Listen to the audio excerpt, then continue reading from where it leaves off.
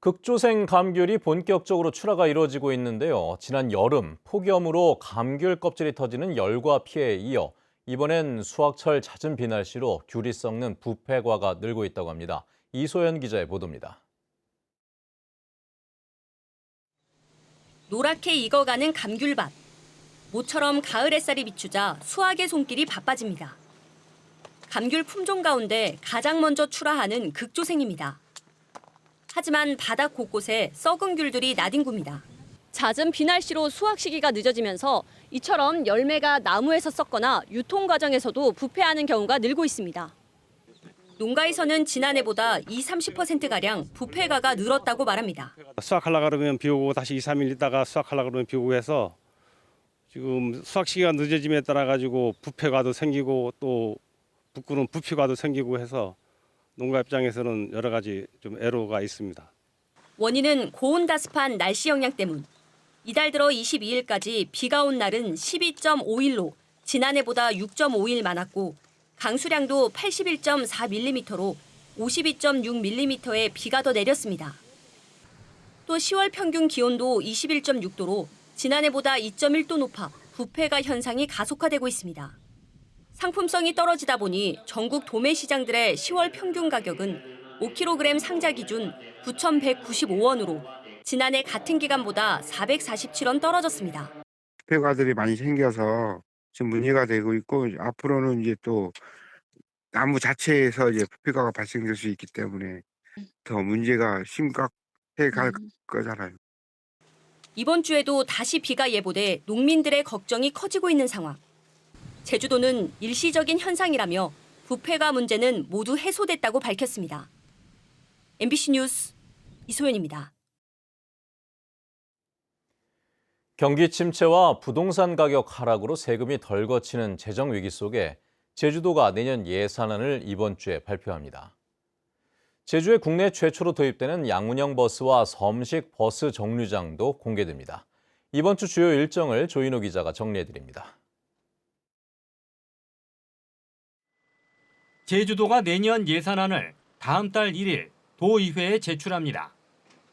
정부가 2년 연속 긴축 예산을 편성한 가운데 제주에서 거치는 지방세와 정부에서 받는 교부세도 줄어들 것으로 보여 예산 편성 규모에 관심이 쏠리고 있습니다. 제주도는 내년에 지방채 2,600억 원을 발행해 하수 처리시설 현대화 사업 등에 쓸 예정입니다. 제주도는 내년 예산을 경제 체질 혁신과 녹색 성장, 복지 안전망 고도화에 중점 투자할 계획입니다.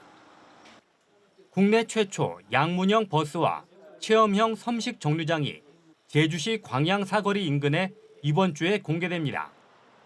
내일 오후 2시에 미디어 데이 행사가 열리고 30일 오후 2시에는 오영훈 지사와 국토부 관계자 등이 참석한 가운데 오프닝 행사가 열립니다.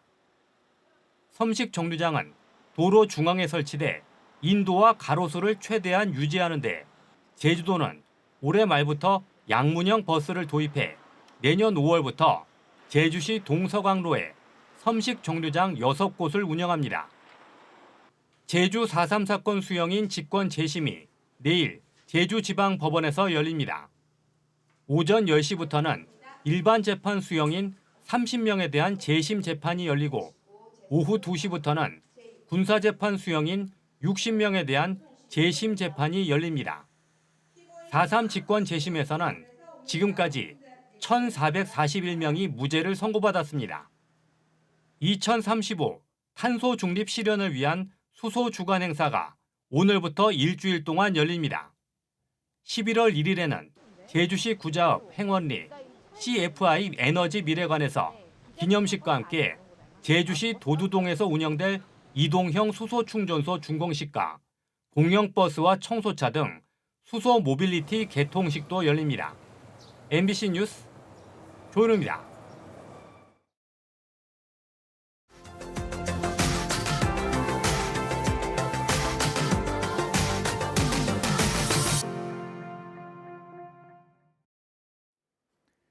개최 20년을 맞은 전남의 가을 대표 축제인 한평 국향대전이 지난 18일 개막해 관람객들을 맞이하고 있는데요. 축제 중반이 지나가고 있지만 정원 곳곳에는 여전히 초록빛이 감돌고 있다고 합니다. 목포 MBC 서일영 기자입니다. 형형색색의 활짝 핀 국화로 가득 찬 정원. 지난 2004년 첫 개최 이후 이 같은 1,000만 송이 국화꽃을 만나기 위해 매년 20만 명의 나들이객이 한평을 찾고 있습니다. 그런데 올해는 개막 일주일이 지났는데도 여전히 군데군데 초록빛이 눈에 띕니다. 축제 대표 조형물 희망의 꽃탑입니다. 4,500송이 국화가 화려한 자태를 자랑해야 하지만 올해는 아직 이렇게 초록색 풀만 무성한 상태입니다. 가을 정취를 느끼기 위해 야외를 찾은 관람객들의 발길에도 아쉬움이 묻어납니다. 꽃이 지금 기대 이하로 지금 안 피었잖아요. 그래서 그게 좀 아쉽고 그래도 이제 날씨가 좋고 하니까 딸이하고 이렇게 바람 쐬러 오는. 전문가들은 추석 이후까지 이어진 이상고온 현상을 원인으로 지적합니다.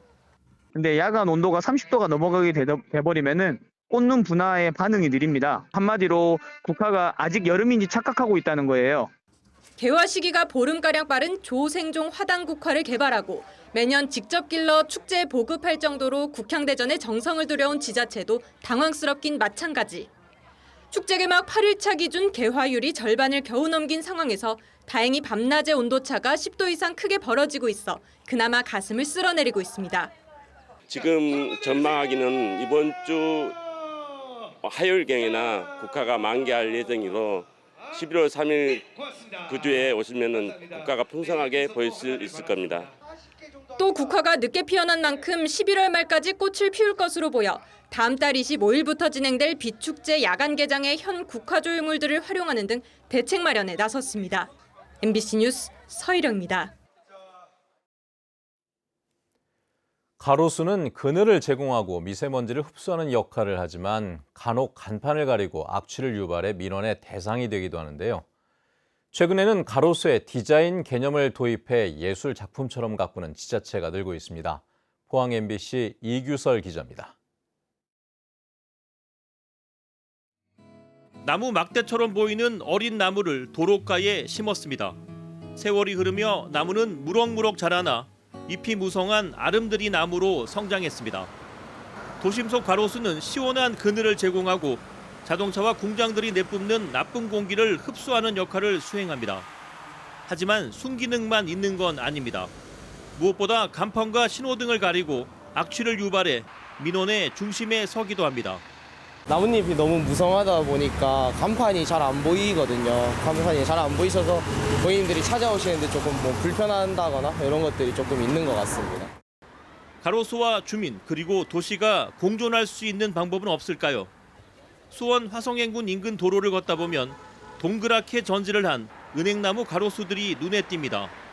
건물 위에서 보면 브로콜리가 줄지어 서 있는 것 같은 모습입니다.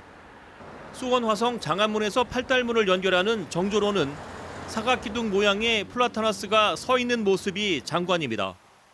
끝없이 이어지는 녹색의 사각형은 거대한 예술 작품처럼 느껴집니다.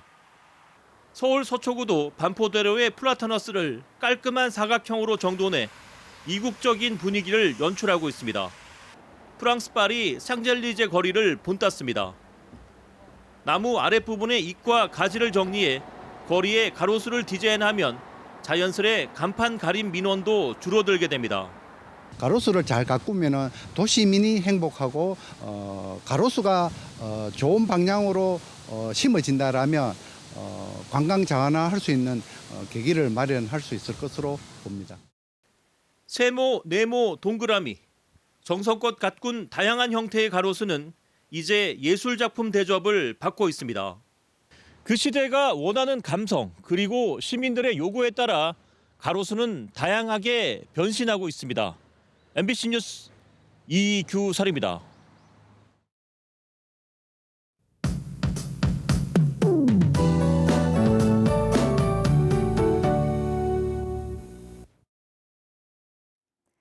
네, 10월의 마지막 월요일입니다. 오늘 비 소식은 없지만 흐리고 쌀쌀하겠는데요. 나오실 때 겉옷 잘 챙겨 입으셔야겠습니다.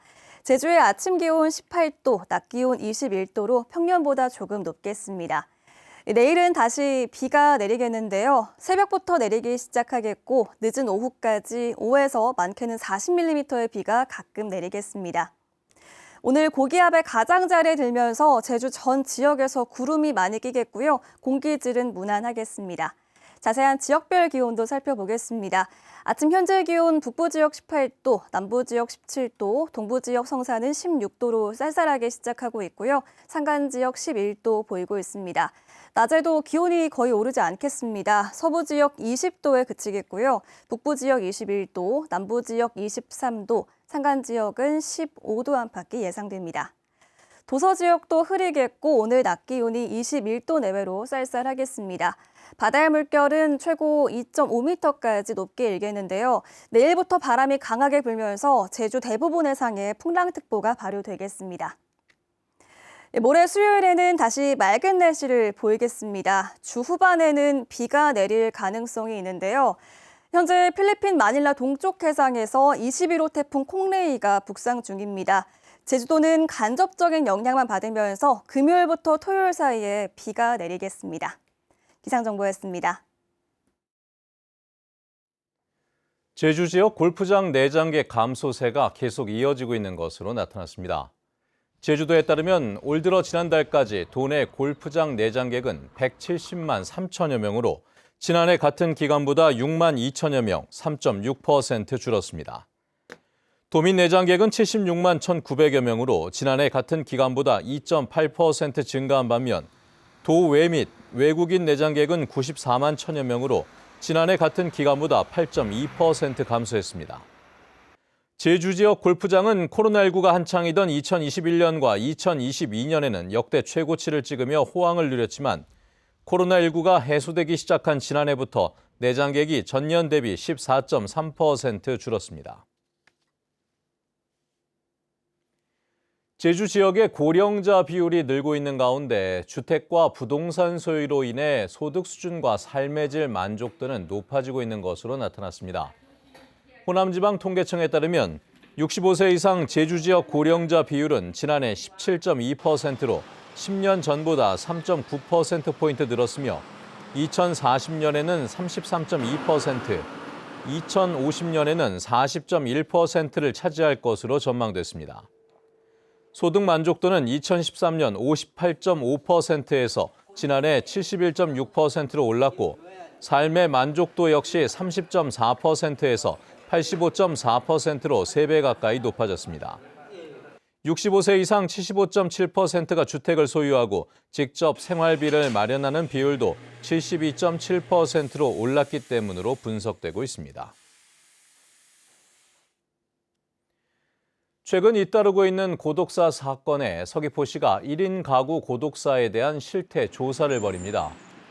이번 조사 대상은 만 50세가 되는 1인 가구와 상반기 조사 이후 서귀포시로 전입한 장년층 1인 가구입니다. 앞서 서귀포시는 지난 4월부터 한 달 동안 2,400여 명의 장년층 1인 가구를 조사한 뒤 위험군 294가구를 발굴해 안부 확인 서비스 연계와 심리 상담 등을 진행했습니다. 들불축제 블루키 행사를 복원하는 내용의 주민 발의 조례가 도의회를 통과한 가운데 시민단체가 제주도에 제의 요구를 촉구했습니다. 제주 지역 19개 시민단체와 정당으로 구성된 탈핵 기후위기 제주 행동은 논평을 내고 기후위기로 산불 발생 빈도가 증가하는데 제주도 의회가 들불을 인위적으로 놓을 수 있는 조례를 통과시켰다고 비판했습니다. 이들은 상식과 윤리에 어긋나고 도민의 안전과 생명까지 위협하는 막장 조례안이라며 오영훈 도지사는 반드시 제의 요구를 해야 한다고 밝혔습니다. 송영길 대표가 이끄는 소나무당이 제주에서도 창당했습니다. 소나무당 송영길 대표와 제주 지역 당원들이 모인 가운데 어제 제주 상공회의소에서 소나무당 제주도당 창당대회가 열렸습니다. 송영길 대표는 4.3 정립과 탄소 중립 등 미래 세대를 위한 정책에 힘을 보태고 더불어민주당, 조국신당 등과 연대해 4기 민주정부를 세우는 데 역할을 하겠다고 밝혔습니다. 한편 신임 제주도당 위원장에는 양윤영 창단준비위원장이 추대됐습니다. 제주 평화 인권 헌장안 제정을 반대하는 대규모 집회가 열렸습니다. 학부모와 시민단체 등 수백여 명이 어제 오후 제주 영락교회를 시작으로 제주시청까지 2km 구간을 걸으며 제정 과정에 심각한 문제점이 있다며 제주 평화 인권 헌장을 폐지하고 전면 재검토할 것을 촉구했습니다.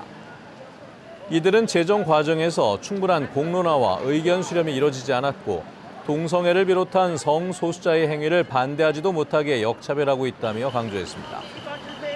한편 제주도는 오는 12월 인권 헌장안을 선포할 예정입니다. 남극과학기지에 제주소방관이 파견됩니다. 제주소방안전본부는 한국해양과학기술원 부설 극지연구소 남극장보고 과학기지 월동연구대에 제주소방서 소속 김맹찬 소방관을 파견한다고 밝혔습니다. 다음 달 남극으로 출국하는 김 소방관은 장보고 과학기지에서 1년 동안 응급의료 지원과 구조, 화재 예방 활동 등에 나섭니다. 한편 남극 파견은 지난 2014년 이후 이번이 두 번째입니다.